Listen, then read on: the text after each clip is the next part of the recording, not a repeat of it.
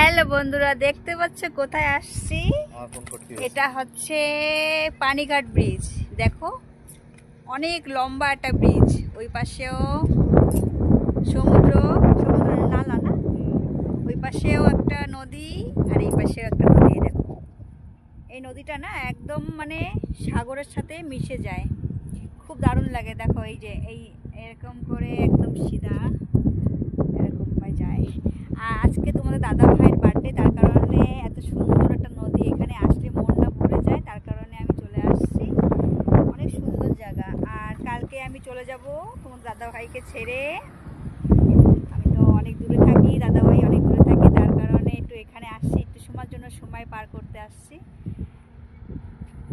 হেলমেটটা খোলো। তো তোমাদের কেমন লাগছে একটু অবশ্যই বলো। দেখো কত ভালো লাগে না? এই দেখো অনেকটা উপরে আছি আমরা। টাটা।